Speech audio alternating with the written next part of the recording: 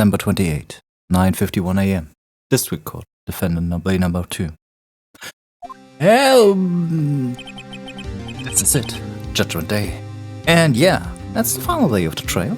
And I'm happy to have you here. I'm Gloomy. And let's go. Today things are going to get settled at last. A lot of things. What's the big idea? Sorry, Nick. I only touched your shoulder. I guess the shock isn't worn off from my run-in with the stun gun yesterday. Anyhow, today is the last day of the trail. Good luck, Nick. Yeah, thanks, Maya. Edgeworth is looking glum as always. I hope Von Karma doesn't push him too hard. What are you doing? Sorry, I'm sorry. I just thought I'd cheer you up with a pat on the back. Maya, maybe you should go outside and discharge? Right, good idea. Try not to electrocute anyone on your way out. Pal. What's gotten into that girl? Detective Gumshoe. Morning, Mr. Edgeworth. Good morning. How did it go, Detective? I have no fear. As promised, I've captured our runaway caretaker. I just brought him in.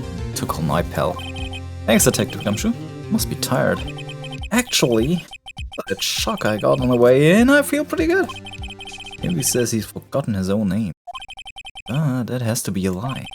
Why would he want revenge on Edgeworth if he couldn't remember his past? He does remember, and I'm going to prove it.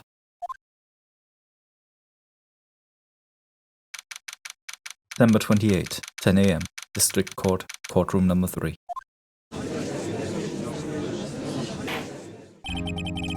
Court is now in session for the trial of Miles Edgeworth. The defense is ready, Your Honor. Prosecution is ready.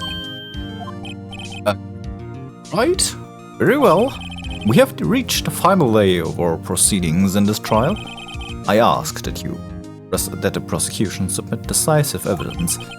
Understood. Come on, don't be awed into silence by every little thing he says. Well, Mr. Von Karma, your opening statement. Right.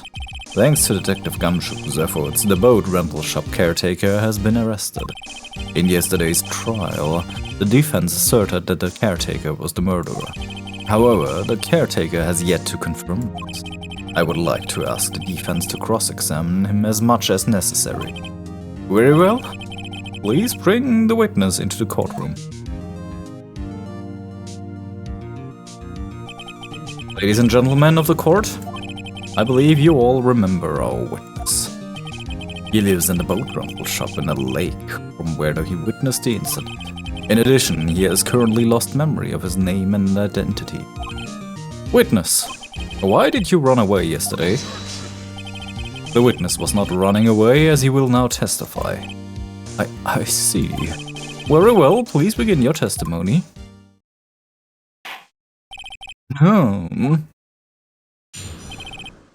Well, of course. Sorry about just leaving yesterday like that. But I wasn't running away or nothing. I went to buy some food for Polly, see? Figured it got nothing to do with this incident anyhow. I mean, I need one of those other things, right? I don't got one. So my testimony yesterday stands as this. Very well. Let's begin the cross-examination, shall we? Yes, to know his name. Yanni Yogi. You're Yanni Yogi. I'm going to prove it. Alright. I'm really sorry about leaving just yesterday. Okay, right? Why did you recall what you did running away and not just leaving? You heard Larry's testimony and realized you were in danger. No, Mr. Wright. There is no need to rush to conclusions. As I said, the witness was not running away. Listen to the testimony. He sure seems relaxed. In fact, they both do. Okama and Indiana Yogi. But I wasn't running away or nothing. And why did you leave? He's just about to say why. It is so hard for you to just quietly listen when someone is talking. So I said quietly, Edgeworth would be guilty in 3 minutes. Ayo, went to buy some food? Polly, you see. Food? Well, Polly is a bit of a gourmand, you see. She only eats those high-quality bird bullets from France. They only have them in the big pet shop downtown. You weren't arrested until this morning. Why did you go back to the caretaker's shack? Well, I kind of got lost, you see. The witness has trouble remembering things sometimes. When the police apprehended him, he was on his way back to the shack. Yeah, right. Nice try from Kama. No one's going to believe that. I see. So he was lost. Please, Your Honor, come to your senses. I figured it had nothing to do with the incident anyhow. Right? Oh, you do. You've lost much of your memory, is that correct? Yep. Seems like it. Then how could you know that you didn't have anything to do with this incident? Or maybe you're lying about not having your memory, You know exactly who you are. The witness has testified quite clearly that he has no memory of who he is. If you claim he's lying, then show the court proof. How am I supposed to prove what's going on in that old codger's head? It's impossible. I'm glad you've come to your senses, Mr. Wright. Very well, witness, please continue. I mean, I need one of those Modi things, right? I got one. How can you say you had no motive? I say you do. You had a grudge against Edgeworth and the victim, Robert Hammond. That's why you took revenge on them, right? Please don't make me repeat myself, Mr. Wright. This witness has no memory of anything beyond several years ago. He can't hold a grudge. It's impossible. To prove he's lying about his memory. Otherwise it's going to be the same thing over and over until the trial ends. Might I say something, Mr. Wright? Yes, Your Honor. You've been saying the same thing now over and over. You've been calling the witness's memory of the past, or lack thereof, into question. But does this really have anything to do with the current case? Of course, Your Honor. The witness has said he has nothing to do with this case and no motive. Both of these statements are lies. Order! Mr. Wright, there's a serious problem with your claim. Or are you saying you know who this witness is? Of course, Your Honor. Oh, now this is interesting. I would like to know myself. So who is he? Don't play dumb from Karma. Mr. Wright, please tell us this witness's name. His name is Yanni Yogi, a former court bailiff. Yogi? That name seems familiar. Oh, Yanni Yogi, from the DL6 incident. It figures the judge would have heard of it. It was such a famous case. But what does this mean? Your Honor, if this man is Mr. Yogi, then he has a clear motive.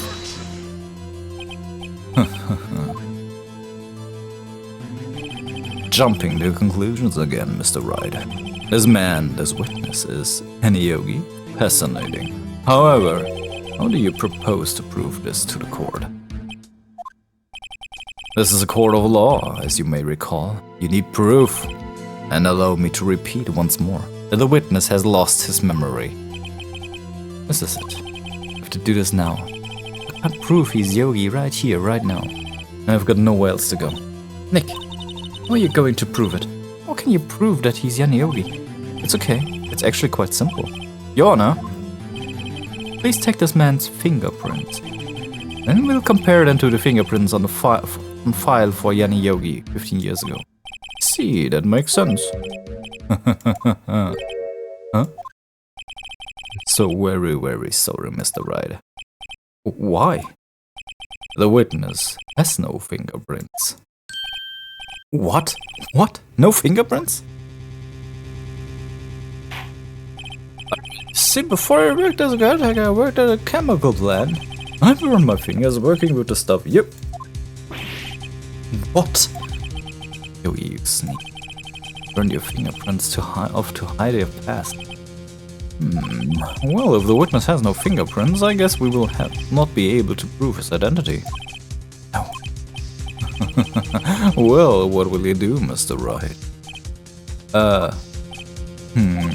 It seems that the case has been decided, no? No. I know what happened. I know everything.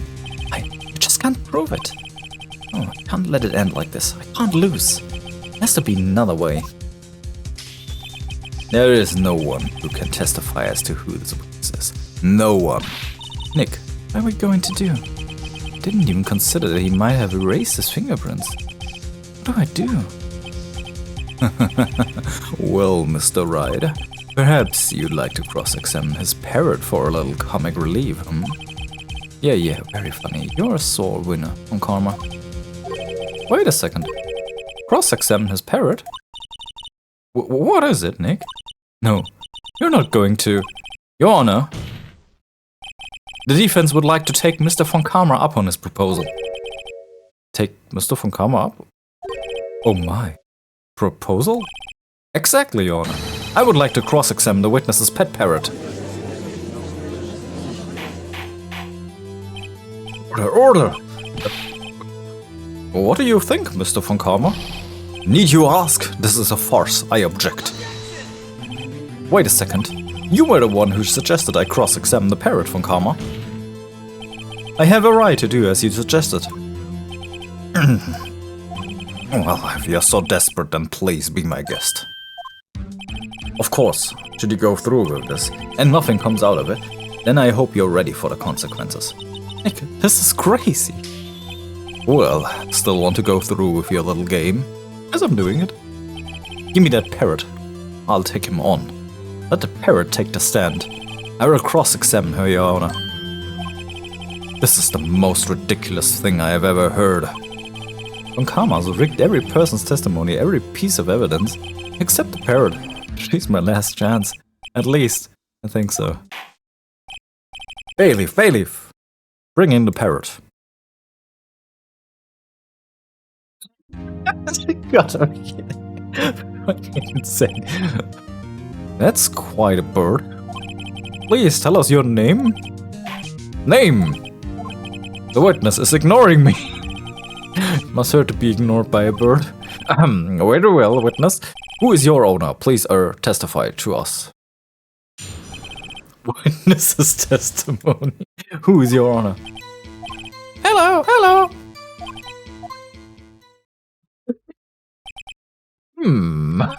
Certainly the most.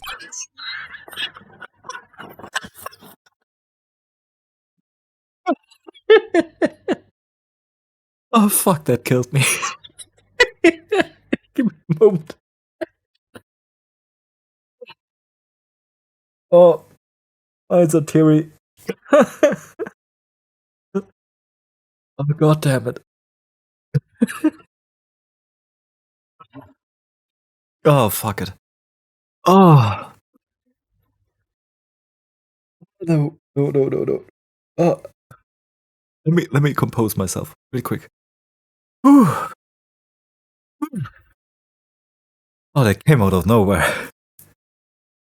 Certainly the most concise.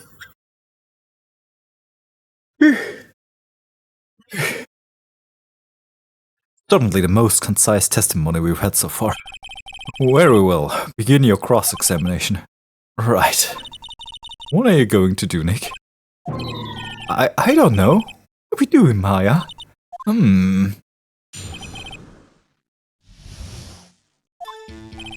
Hello.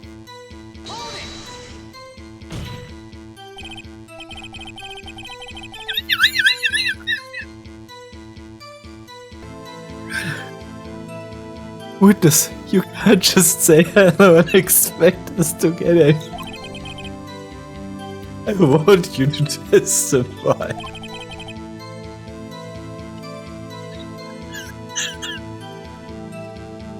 Maya, you talk to her. Oh, God, no. Please. Right, what do I say? What's your name? Maybe I should get her to say her name. Polly, what's your name? Polly! Mr. Right, I think we've established that his parent is named Polly. Does this have anything to do with the owner's identity? Fuck it. What? I'm still crying. Wait a second. Please. What is this? I'm dying. No, of course. Yes, it does. Ha! Fascinating. You claim that the parrot's name will prove her owner's identity. Then show us this proof. Nick, don't you think you're taking and bluffing a little too far? Listen, we're not here to answer the question of who is the caretaker. We're here to prove that he is Yanni Yogi. All we have to do is to tie the name Polly to Yogi, Your Honor. The proof that the parrot's name reveals the caretaker's identity is... Are you fucking with me? The erstwhile companion answers to the name Polly. What?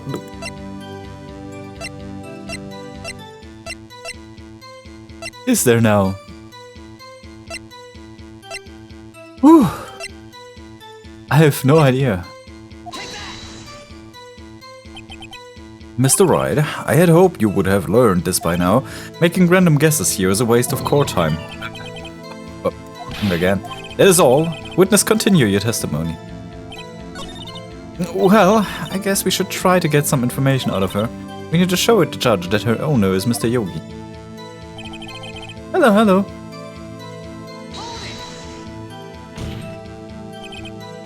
Please, don't let me read it again.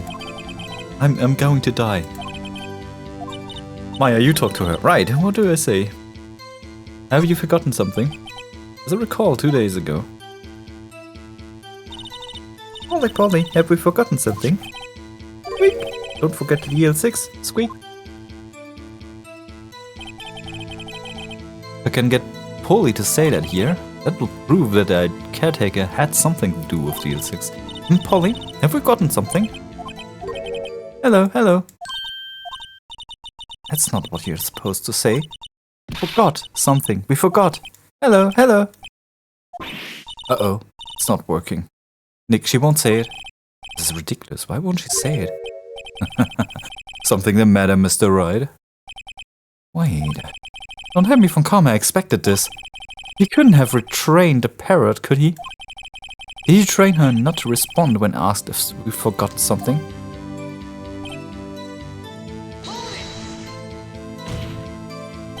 Witness, you're here to speak. You must speak to me. Frankly, I can't believe that you're speaking to the parrot. Well, I guess we should try to get some information out of her. We need to show the judge that her owner is Mr. Yogi. Oh, hello.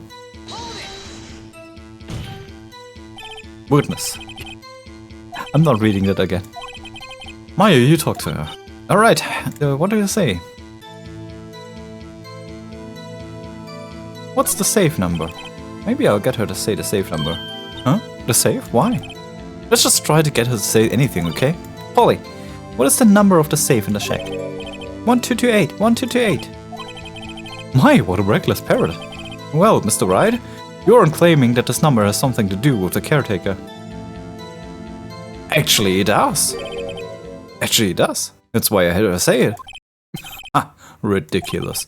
How can the number of a safe tell us who the caretaker is? Show us your proof. What could possibly link this number to the caretaker's true identity? Wait a second. We have...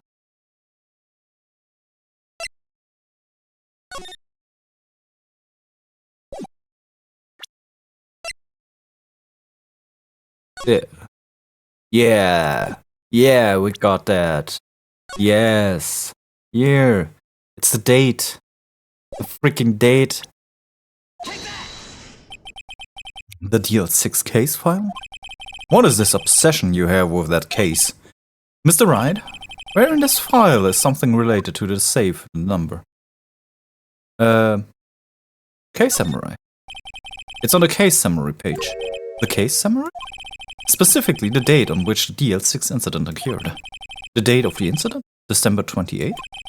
Why, that's today's date, 15 years ago.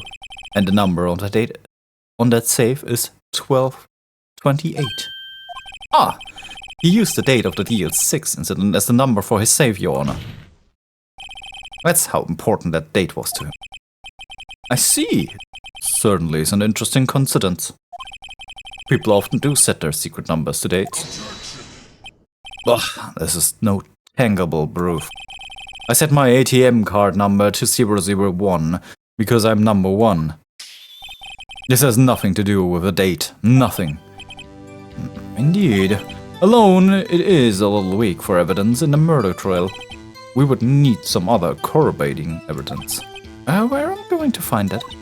Nick, we're getting closer. One more. If we can just get one more piece of evidence. Right, but what?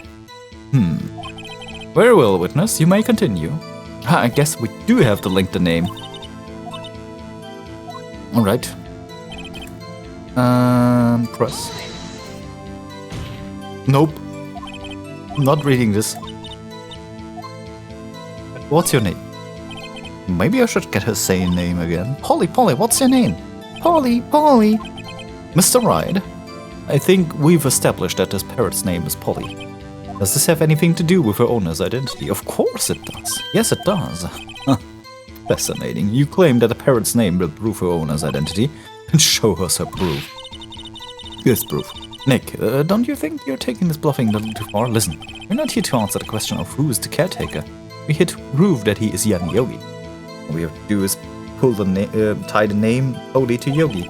Your Honor, the proof that the parrot's name reveals the caretaker's identity is also probably in the case file. Let me read that. I haven't read that. I read that anyway.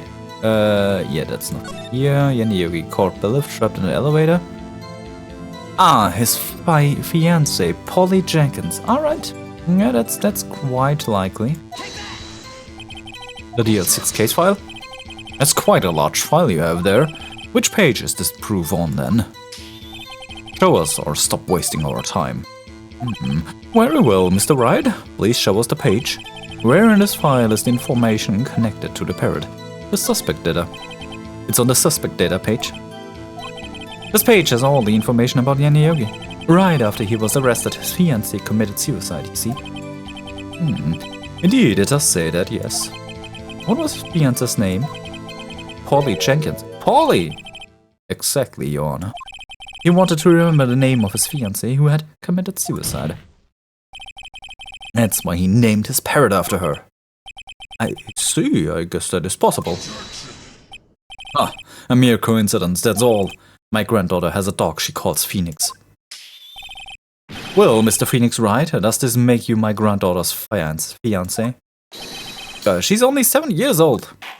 Oh, she's 7. Yeah, that was he talking. Either way. That's enough. I think we've reached a conclusion here. This is a mere coincidence, that's all. True, that is a possibility. However, two coincidences at the same time seems more like a pattern to me. What are you saying? Summon the caretaker of the boat shop. Immediately.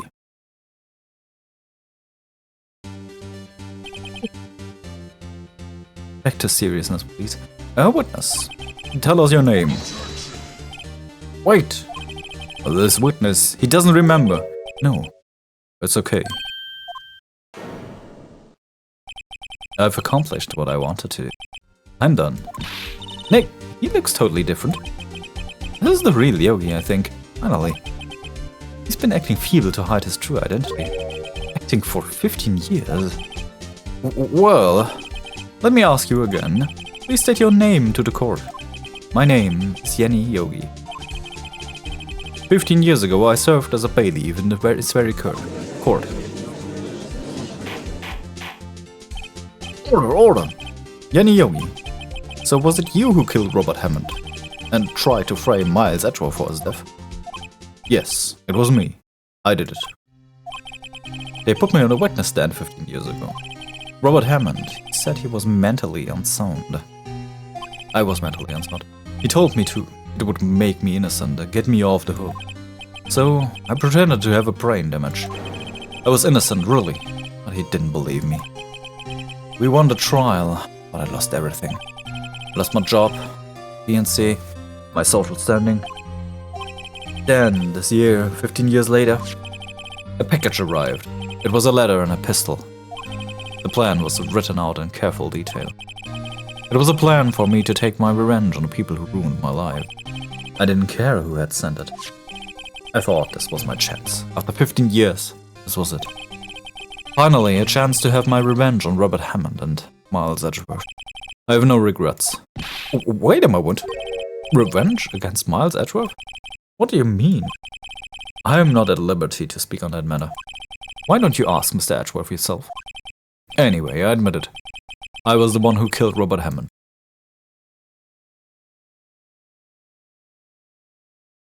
For karma. Where is Mr. Yogi? Under arrest, Your Honor. I saw no room for error in his confession. And the defendant, Miles Edgeworth, is innocent, in this case at least.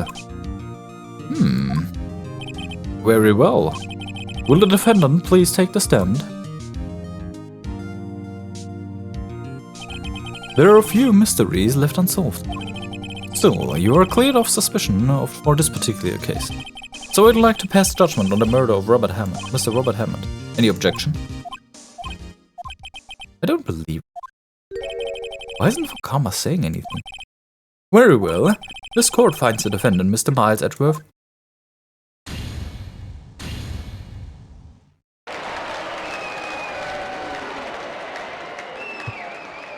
That's weird. That is all. The court is adjourned.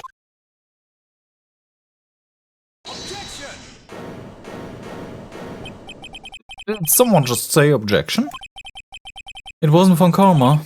Wait, but it means... No. Edgeworth, Your Honor, I object to your judgment. What do you mean? I'm not innocent at all. As we have heard, Yanni Yogi killed Robert Hammond in revenge. But revenge for what? Nick! Edgeworth is trying to confess. He's going to say he's guilty. He's going to tell them he was the murderer in the D6 incident. He's going to tell them he killed his own dad. Uh-oh, what do I do? Raise an objection. The judgment has already been passed. I object to Judge Edgeworth's outburst. Didn't something like this happen yesterday too? I believe a certain witness raised an objection after a guilty verdict was passed. That would be Larry. We must hear this new statement. We must hear Miles Edgeworth. He's right. We have a duty to hear Mr. Edgeworth well. Yeah. For 15 years, I have a recurring dream. A nightmare. It's only a nightmare. That's what I told myself. But no, I know it wasn't the truth. Yanni Yogi wasn't the killer. You mean the incident where your father died? From the distance of the shot, it wasn't suicide either. Everything was as clear as a day. The murderer. The criminal in the DL6 incident. It was me. Your Honor, I confess my guilt. I am guilty for DL6, the statute of limitations of which ends today. The culprit is me. Order. This is certainly unexpected.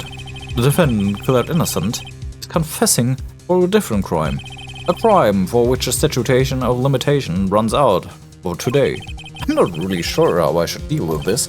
Bah, it's obvious. Behold the trial, right here, right now.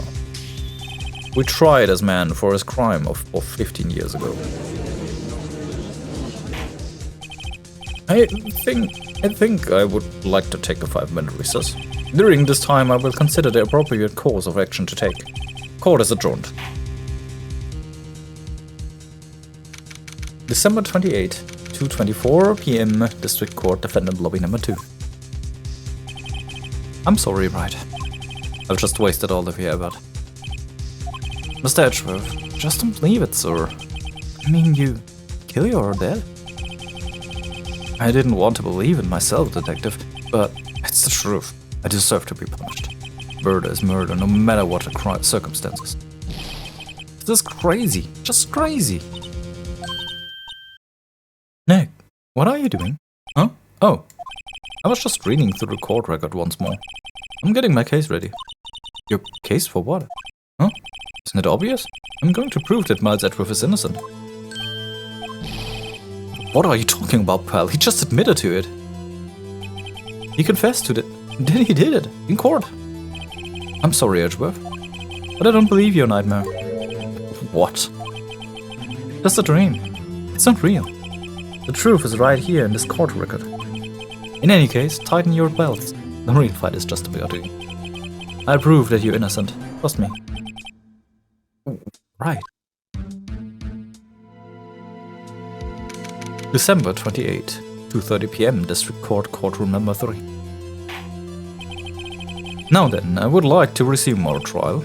Judge, Miles Edgeworth has admitted his own guilt. He has confessed his crime. Let us begin by hearing his testimony. Then, through pointlessness, let the defense do their cross-exam. The statute of limitation on the DL6 incident runs out today. Though it's unconventional for me, I'd like to run this one by the book. I see. Does the defense have any objections? No, Your Honor.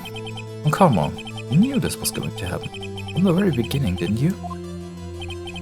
Very well. Will Miles Edgeworth take the stand? Will the witness state his name and profession? Miles Edgeworth. I'm a prosecuting attorney.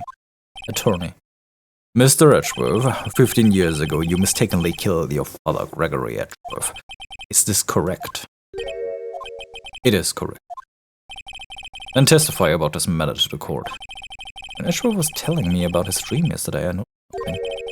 One detail didn't quite fit. It will be the key, only if I can get it to work. Please, please.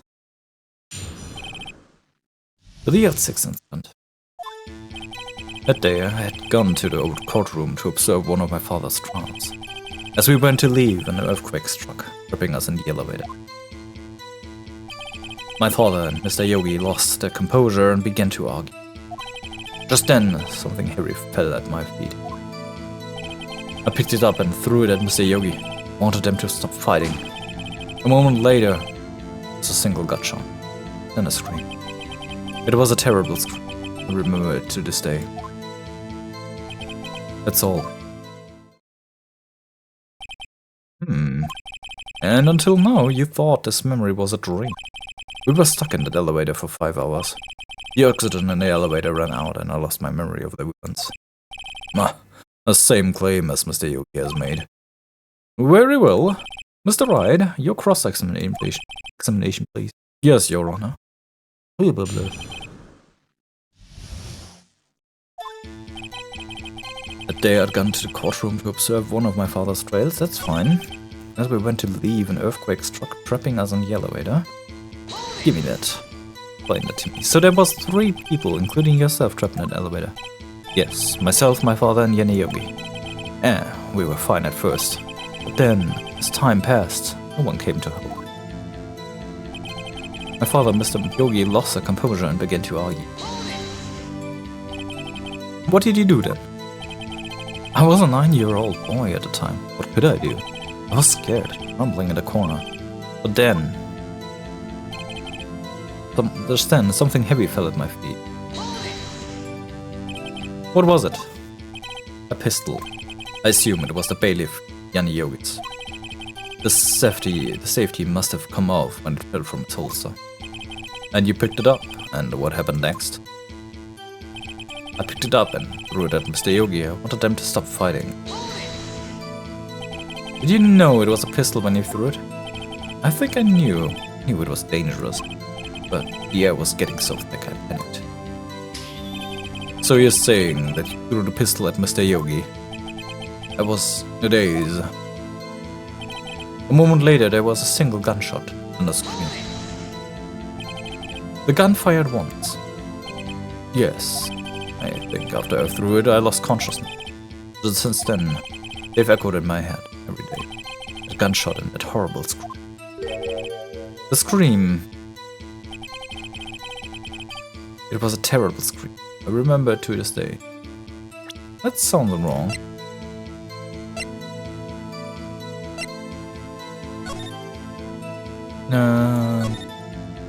Trapped in the elevator, one bullet found the heart. The murder weapon was fired twice. Interesting. Wait a second. A single gunshot. Doesn't. Here, please. Take a look at this. It was... Right. Doesn't. Are you sure you only heard one gunshot? Yes, I'm sure of that.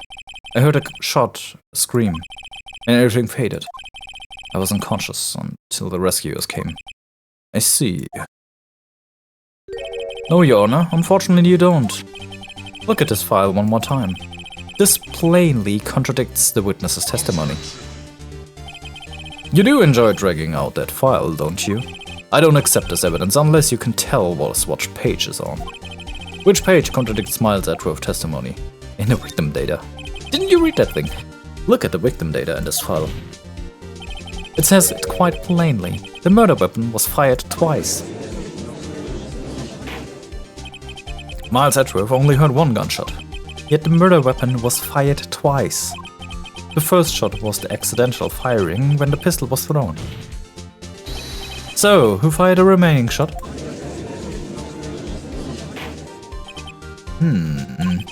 Was there perhaps another shooter who fired that second shot?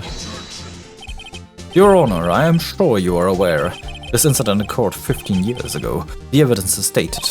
The pistol did fire twice. However, we do not know when that second shot was fired.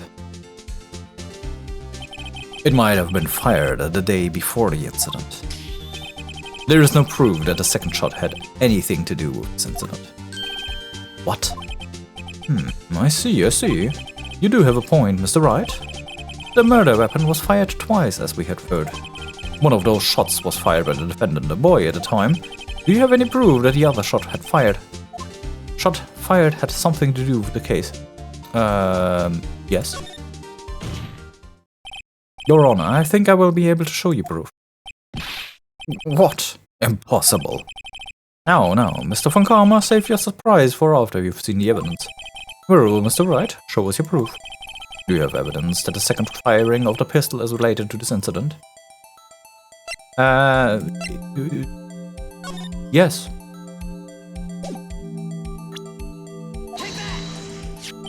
Look at this photograph. This is a photograph of the scene of the crime 15 years ago. I can see that the victim not lying there is Gregory Edgeworth. This proves the murder weapon was fired twice at the time of the incident. This photo proves it.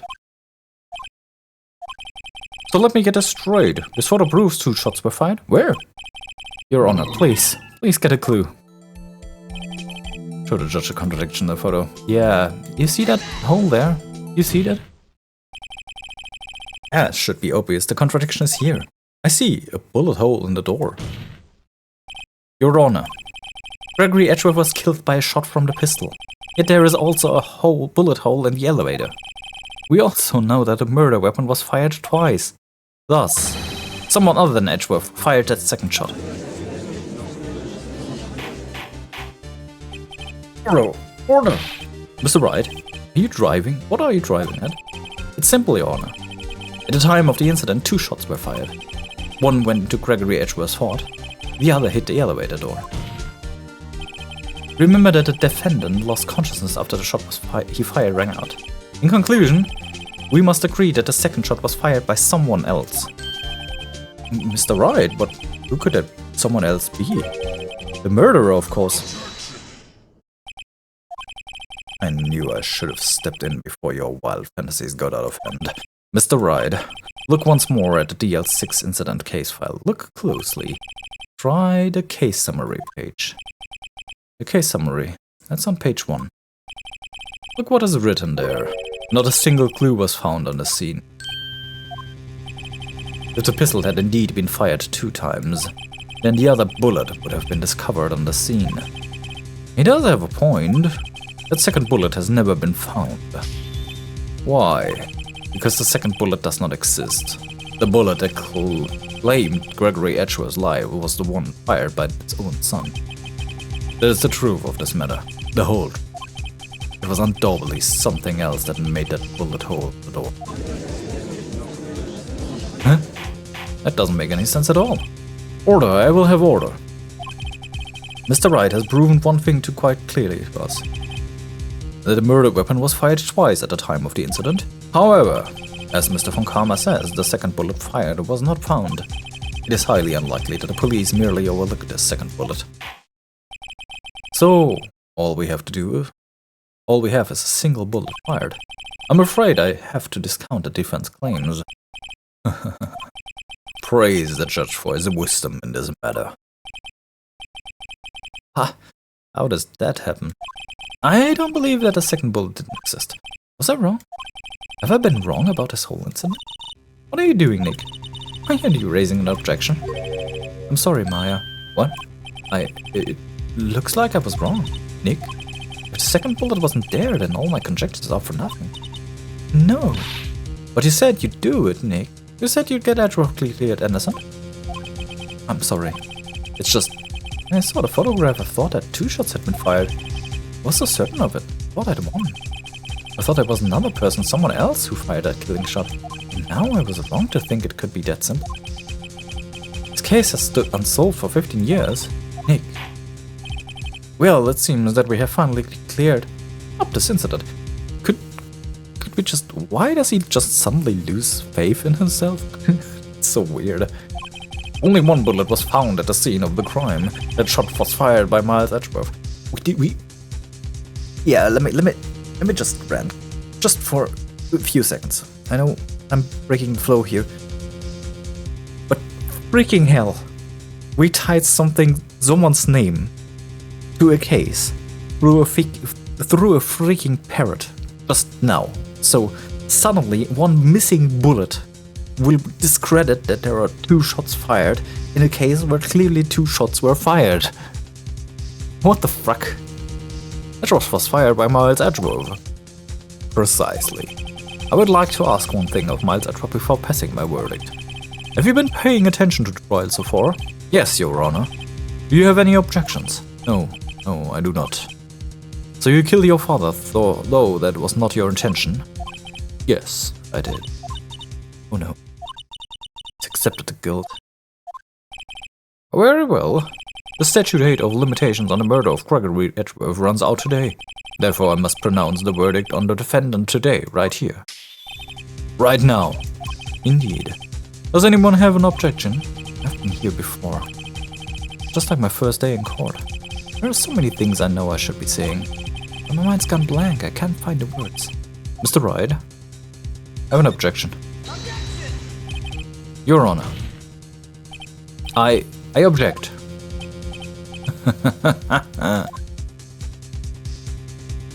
Mr. Wright, on what grounds do you object, huh? Nick? I don't know. His case is perfect. No. Ah! Must exist. Second bullet. What? What did you just say? Nothing. The second bullet must exist, but where? Someone took it. It seems waiting's not going to produce us any answers from Mr. Wright. Wait, Your Honor. The second bullet. It existed. What? But we just heard proof that it did not exist. I realize that, Your Honor. I'm really grasping here. It's just someone took it from the scene of the crime. That's what happened. But who? The murderer. The murderer. Then tell us, just who is this murderer? I'm still thinking about that one. So the criminal took the second bullet, but why? Huh? First of all, how would they have found it? It's not easy to find a stray bullet, Mr. Wright. Was there some pressing need for the murderer to search for that bullet? The murderer had to find it. Of course there was a need. That's why they took it. Bah, what possible reason could they have had? Well, the reason the murderer took the bullet away from the scene with them is... The murderer was cautious? The bullet would be proof. Or maybe they thought that the bullet would be used as proof? Proof? It was a special bullet, so they took it with them. If that was the case, then they should have taken the bullet from inside Gregory as well. Huh? Why would they only take one of the 2 shots fired? Oh, right. Mr. Wright, have you really thought this through? I'm going to have to penalize you. This isn't going so well. Was there some pressing need for the murderer to search for the bullet? The murderer didn't need it. Why would a murderer have spent the time to look for the stray bullet? I haven't got a clue. What's wrong, Mr. Wright? Bah. Murderer had no reason to take that bullet. You don't want to admit it, but it's true. To take it. To take it? The murderer? What does that mean? You're thinking too normal. Think crazy. Don't think why the bullet was taken. Think why the bullet had to be taken. Mr. Wright? Yes, Your Honor. I have no idea what I'm doing. Well, the murderer had no intention of taking the bullet from the scene, but the murderer had to take the bullet. Had to, Mr. Wright? What do you mean? Well, for instance what? Maybe the bullet, hit the murderer? The bullet hit the murderer? Just saying, for instance? I mean, if it hit you, you would have to take it with you, wouldn't it? It's not like you could perform surgery right there. You know? Wait a second. I was just talking off the top of my head, but what if that's really what happened? Let me get this straight. So at the time of the murderer himself was shot. And they left the second bullet still inside them, thus leaving only 1 bullet at the scene of the crime. Yes, I guess that's how it worked, yes.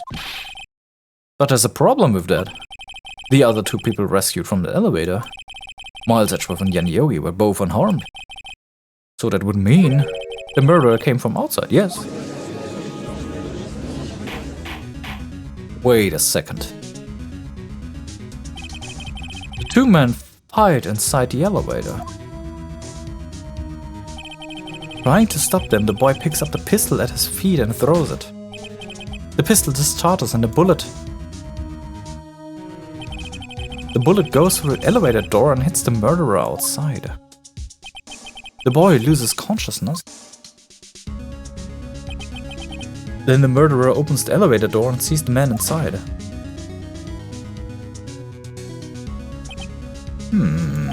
Mr. Wright, you are truly the most unpredictable defense attorney I have ever known. I can tell you're grasping, yet I cannot deny the possibility of what you say. What are you saying? Deny it. Deny it! No one involved with the incident was wounded. There was no murderer. No one was wounded at the time of that incident. He's right. Can't think of anyone. Hey, Nick. Huh? I just thought of something really crazy. Crazy? Remember what Mr. Grosberg said yesterday? Gregory Edgeworth dealt a blow to his perfect trial record. Wow. It must have been quite a shock for Von Karma. He took a vacation of several months after that, you see. Yes, an unusual event for a man. That was the first and the last vacation he's taken in his many years of prosecution. What if Von Karma didn't take that vacation because of shock? But took it because he was injured? Which would mean it could only mean one thing. He was the murderer in the DL6 incident. He was the man who shot Gregory Edgeworth. It was Von Karma. Oh man. Something wrong, Mr. Wright? You seem dazed. No, Your Honor. Well, you've indicated the possibility that the murderer came from the outside. Can you give us the name of your suspect? Uh-oh. Should I come out and say it now? Say it now. Your Honor, there is this one suspect. A lone suspect. Well, this is certainly an interesting news. Very well, Mr. Wright. Who is your suspect? Hands are shaking. What? Von Karma. Von Karma?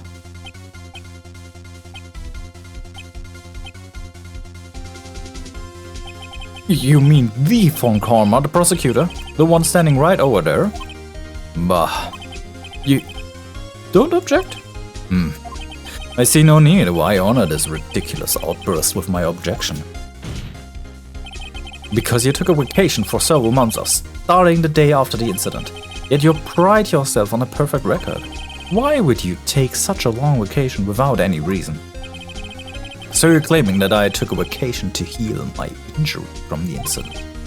Fascinating. Prove it. I would have needed surgery now. Where did I go under the knife and my wrist, right? Bring the doctor that operated on me. Have him testify. Nick, let's find out who his doctor is. It's no use. Edgeworth? I know Von Karma. Perhaps too well. He's perfect. He wouldn't leave clues.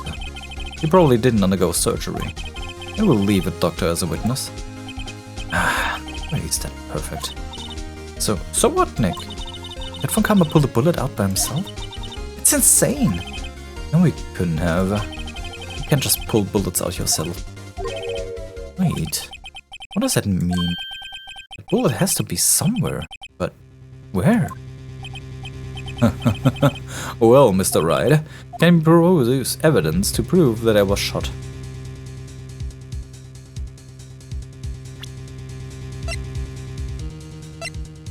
Evidence? No, I can't, because it's inside him. It would be impossible to find Doctor who operated on Von Karma now, even if Von Karma did undergo surgery. It seems you have finally come to your senses. You've realized the truth. You can't prove something that didn't happen. Nick. Court record. There must be something. A court record? What could be in there? That's no time. I better think on it as I go. Alright, Von Karma, I prove it. And I'll even use evidence. I know how you like it so much. What? The evidence that proves Von Karma was shot is...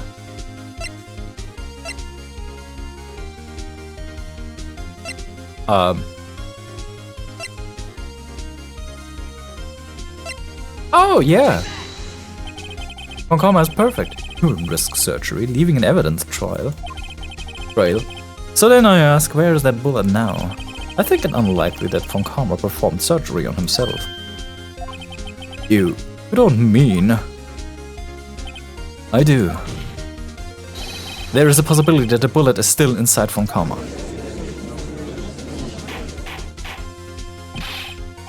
Is that even possible for all these years? Well, there's one way to find out. We could use this metal detector. Randomly pulls out metal detector. Well, Von Karma, I'm going to run this over you and see what we find. I refuse. You refuse? But refusing just means you acknowledge that the bullet is still inside you. Order. Your Honor, the defense requests that we be allowed to use the metal detector. God, I call for a suspension of this trial. This is an invasion of privacy. The statute of limitations runs out in the case today. It was you who said we had to end it right here and right now. Enough. I permit the use of the metal detector. Mr. Von Karma, you will submit yourself to testing. Nick, what does that mean? I don't know, but we have to give it a shot.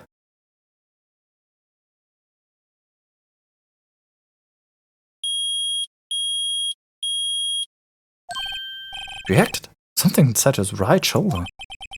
The bullet. Mr. Von Karma. You. It was you. I was afraid this would happen. And so I remained silent. Indeed, there is a bullet in my shoulder. However, it has nothing to do with this incident. What? I was shot in the shoulder long before the DL6 incident. I claim that the bullet in my shoulder has no relation to DL6. That comes out of nowhere. Well, Mr. Von Karma, can you prove that? Prove? I have no obligation to prove anything. It is Mr. Wright who must prove something here, not I. Mr. Wright? Well, can you prove it? Can you prove that the bullet in Von Karma's shoulder was from DL6? Of course he can't. You don't have any of the DL6 evidence. That's because you took it out of the records room yesterday. Oh, we do have one thing. With no proof, you cannot convict me of any crime. So sorry, Mr. Wright. No. I'm the one who's sorry, Mr. Konkama. What? You were so close. 1 day away from freedom. But you see, I have proof. What? What? Who would have thought you would dig your own grave trying to convict Edgewood? I can link that bullet in your shoulder to the Guild 6 incident. And here's my final proof. Take that. That's... a bullet? Where did you get that? This is the bullet used in the L6 incident. This was taken from the heart of the victim, Mr. Gregory Edgeworth. The bullet is preserved quite nicely, with all the ballistic markings still intact. Ballistic markings. You may recall the term. It came up in the first trial 2 days ago. Ballistic markings are the fingerprints of a weapon. All bullets fired from a gun marked with the weapon's unique pattern. By examining the markings, you can tell which weapon fired a bullet. It's quite accurate. We have 2 bullets in our possession. One, the bullet removed from Gregory Edgeworth's heart.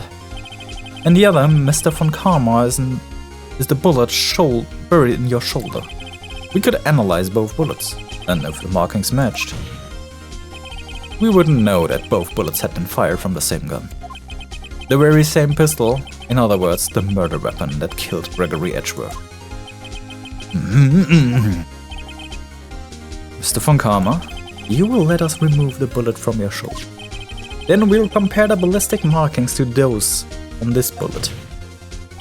And solve this case once and for all. Well, Mr. von Karma?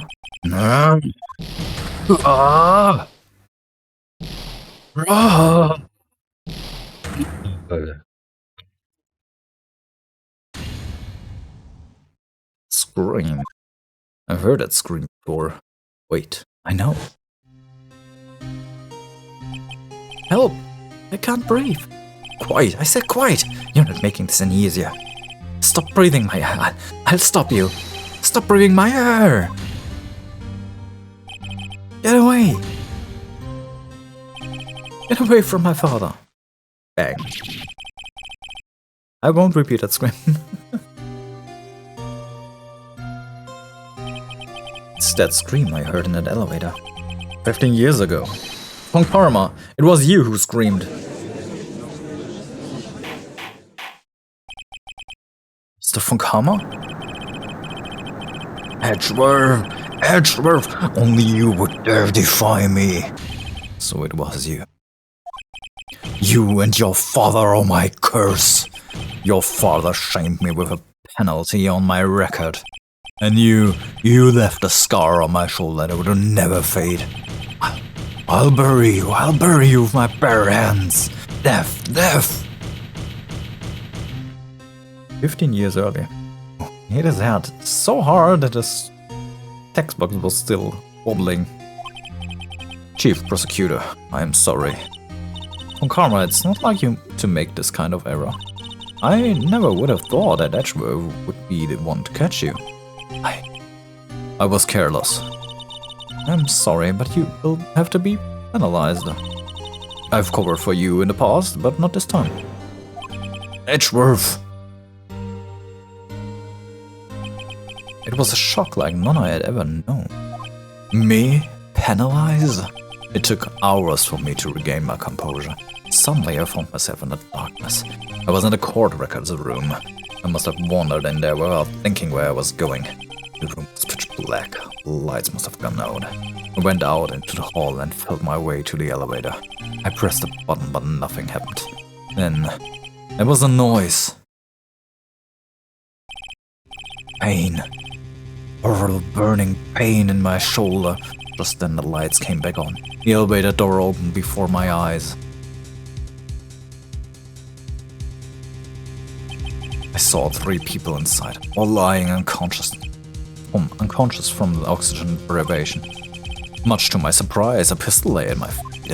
I knew then it was destiny.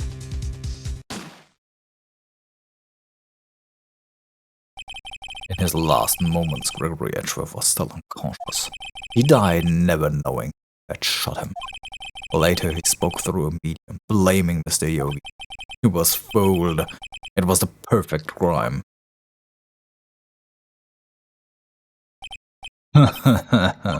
Who would have thought another man would have come to open that elevator door? Judge. What? What are you doing? Do your job. Bring an end to this miserable charade. Now, end it. Very well.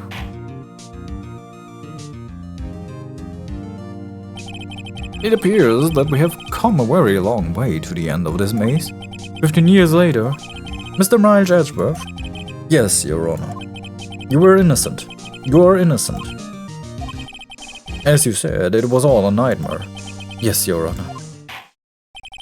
This court finds the defendant, Mr. Miles Edgeworth, again, not guilty.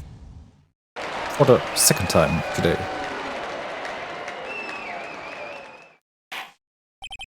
That is all. This court is adjourned. December 28, 5:38 p.m. District Court, Defendant Lobby number 2. Nick, we did it! Did you see his face? Von Kammer looked even paler than usual. He's pretending to be all cool, but inside you crushed him, Nick. Crushed! I gotta say, I'm impressed. It wasn't pretty close, though. I was sure we'd had it. I know, I was the one on verge of tears the whole time myself. But now it's all just a good memory. So it's finally over, Edgeworth. Right. Yeah? I'm not sure how to say this. I know. Try thank you. I see. That's thank you, right? You're welcome.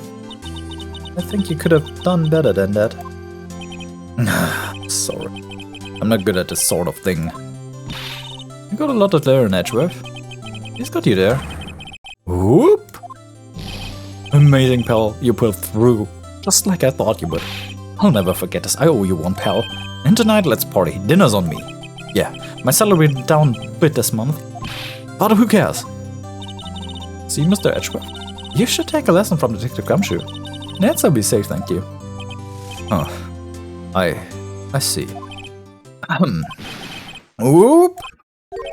I feel foolish. Don't worry, take it a little at a time, you'll get used to it. It's been 15 years since I've seen Edgeworth this unguarded. Hey y'all! Lotta! Y'all look great in there. Thank you. Yo, Edgeworth, congrats. Thank you all very much. I knew you were innocent from the start, of course. Just look at you, you wouldn't stick your hand into a cookie jar even if no one was there. You were the witness on the first day of the trial, weren't you? Yeah, well, let bygones be bygones, eh? Speaking of which, what are you doing now, Lotta? Who? Me? I went back to college. I gave up trying to be an investigative photographer pretty quick. Really? That's too bad. Huh? Isn't it the hot dog guy from the park? Huh? It's over, Nick. My life is over. Why does that face, Larry? What happened now? Oh, Nick. I'm not long for this world. Oh, you don't look sick? It's Kianci. She's going to live in Paris. Paris, Nick. She's leaving me behind. Should have seen that coming. Yo, Edgy. There you are. Ah, yes, here I am. Congrats, Edgy. Here a little gift from me in celebration. Celebration? That's unusual for you. Harry Butts, you come along tonight too. My treat, pal. Thanks. Looking forward to it. Yo, Nick. That's the suit that questioned me. He says treat. That's not police talk for prison food, right? Right? I think you'll be fine, Larry. Right. Yeah? What's up? That envelope that Larry gave me, it's got money in it. Well, yeah, that's not that strange. People give money away to celebrate sometimes. It's $38, right? Huh? A weird amount. I mean, it's not little, but it's not a lot either. $38 exactly? Nick? Wasn't that exactly the amount of lunch money that was stolen from Mr. Edgeworth in school? $38. No. No, Larry, it was you! What are you surprised about, right? Huh? Larry was absent that day from school, right? But that doesn't automatically rule him out as a suspect. What? Think back to that day, 15 years ago. Larry took that day off, but he was bored, so he came into school anyway. Then he saw the money lying there, and the rest is history. I never was good at history. Edgeworth, you didn't know, did you? I suspected. I just couldn't picture Larry protecting you like he did that day. Everyone else was saying you did it, the whole class was against you. Yeah, too well. Right, you may not know this, but we used to have a saying back in school. When something smells, it's usually butts. I know. Really right. I'm surprised you didn't figure it out. Well, this is sure isn't an unexpected turn of events, eh? Edgeworth. You should have told me. No, Nick. It was 15 years ago. Do you think the statute of limitations has run out for Mr. Edgeworth? I'd say so, yes. There you have it. Where does that leave me? I became a defense attorney because of what you two did. Well, you have always been something of an insufferable emotionalist. Yeah, and you get worked up so easily, too. Death! The death sentence for both of you! And if only I'd known I'd become a prosecutor. The same goes for me, only the other way around. For the longest time I thought that I might have killed my own father. I thought I might be a criminal. I became a prosecutor in part to punish myself. If I'd known the truth, I might have become a defense attorney after all. Edgeworth, want to switch, right? Hey y'all, line up, I'll take a photo. Hey, photo time, let's go. And after that, dinner me. Gosh, Gumshoe, stop throwing away your not much money. Detective Gumshoe took us out out to town that night. We celebrated Edgeworth's newfound freedom, even though Edgeworth himself was still in detention. What? December 29, 5:02 AM, Wright and Code offices. Whoa, I went a little overboard yesterday. My head hurts. Huh? It's still only 5. Maybe I should go back to sleep. Huh? What's this? Letter?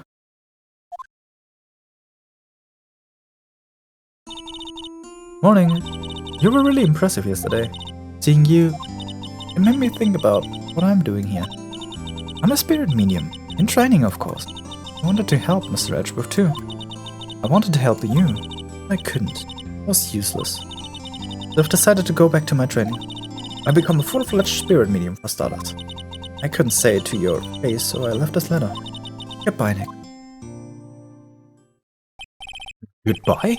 What time is it? Ah! First trains for mountains have already left. To the stations!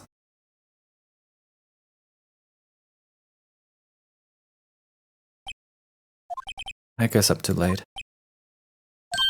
Hey! Nick! Maya! So, you're leaving? Yeah. It's hard being a spirit medium who can't talk to spirits. And I think you'll do fine without me, Nick. Be good, okay?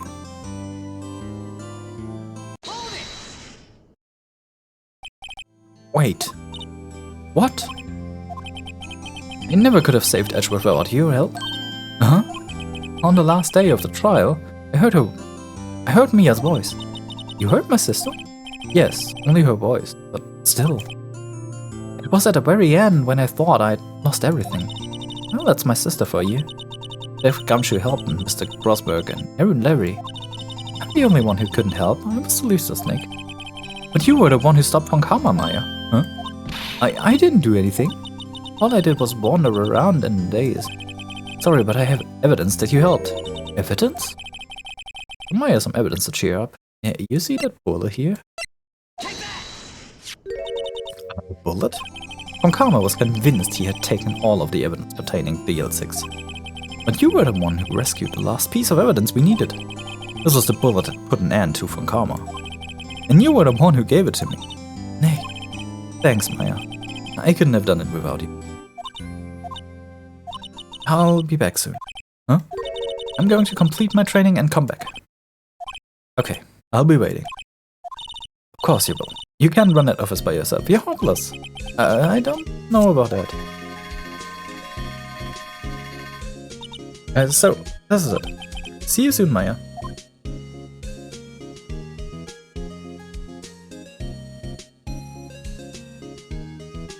It's a cute picture. Thanks, Nick.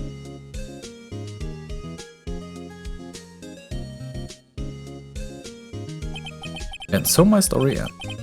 Time to turn a new page and say goodbye to the novice defense attorney that I once was. Now a new story, with the same old crazy cast of characters. I don't think you've graduated yet, amateur. Mr. Wright, perhaps you'd like to rethink that claim. Yes, Your Honor. Oh, I've got a bad feeling about this.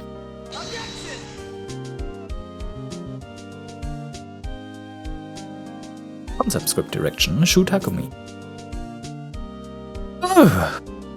Well. Hey pal, Mr. Edgeworth came down to the participant to wish to talk about a pleasant surprise. Whoop! Detective Gumshoe! Then he hung his head low and went right back instead. Kind of like he was embarrassed or something. Strange, huh? Yeah. I'd feel that. Graphics, Kumiki, Suakane. Suakane? Nick? I haven't seen him lately. Who, me? I've been working at a cheese shop. And Missy's a nice lady, but she's not exactly what you'd call a cheap date. Huh? Oh, she's in Hawaii right now, yeah. Graphics, Tatsuro Iwamoto. Tatsuro Iwamoto. Who? Right?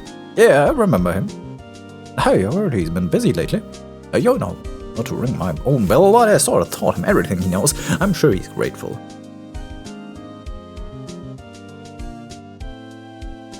Main programming, Noriyuki Otani. God. Yeah, that's a way to keep me reading that thing. Pheonix Wright? The defense attorney for whom I wrote that affidavit.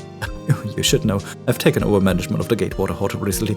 Should you be in the area, please stop by. Programming, Masakatsu Endo.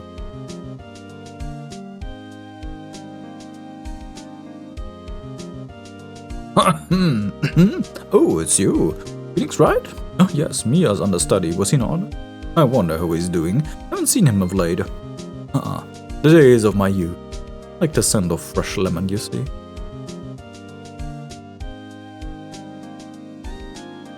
Music, Masakazu Sugimura.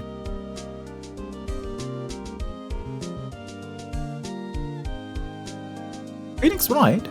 Is he an actor? Well, I'm not buying it. You can't be a star with a name like Pheonix. Did you know that he... Oh no,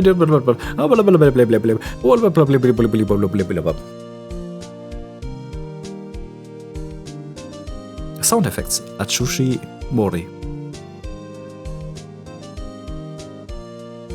I'm pleased to announce that Pink Princess is a hit. I show that Mr. Wright a great deal.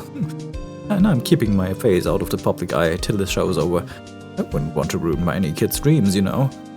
Yeah, I forgot that he's Pink Princess. God, do that. Publicity, Hiroshi Nakaya, Ayumi Terada. Oh, I got a letter from Maya the other day. It sounded like she caught a cold standing on a waterfall. I wanted to visit, but didn't have the time, so I sent her some Pink Princess trading cards. She says you can't buy them where she is. What kind of place is she living at anyway? Manual. Yomiku Chida. Oh god, that was a time when still manuals were manufactured at games. That was a time. Right, who's that? Wanna talk? Let's talk, Pink Princess. Alright. But, you know, I snuck into that studio the other day. And I saw her. The one inside the Pink Princess's suit. What a dog. Kinda shocked for a boy my tender age. Producer, Atsushi Inaba.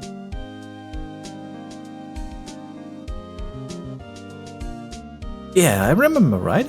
That lawyer guy. Huh? Me? I've been training to become a paranormal photographer. You know, that picture I took of everyone? Well, just behind them there's a ghost. For real? Oh, that's talent. I'm gonna be famous.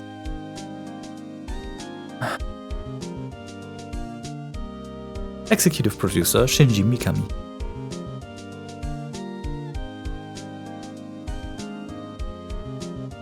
Oh, there's actually a ghost.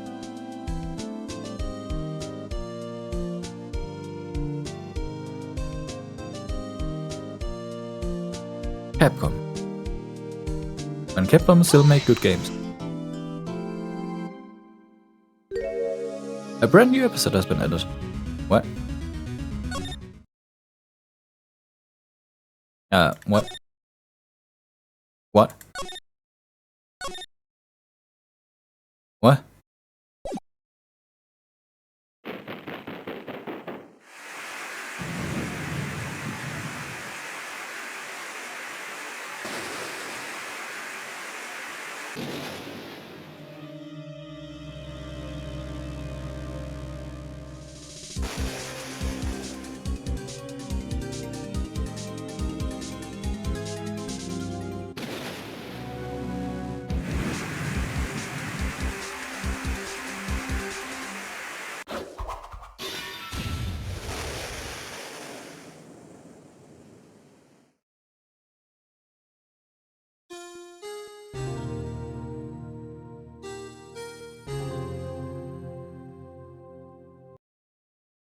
All right. Yeah. No.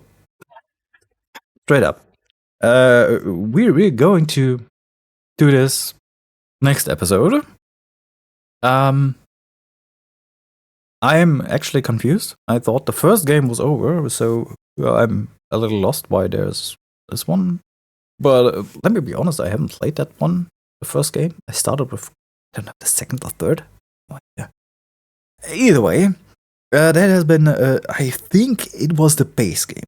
This one is the DS release one.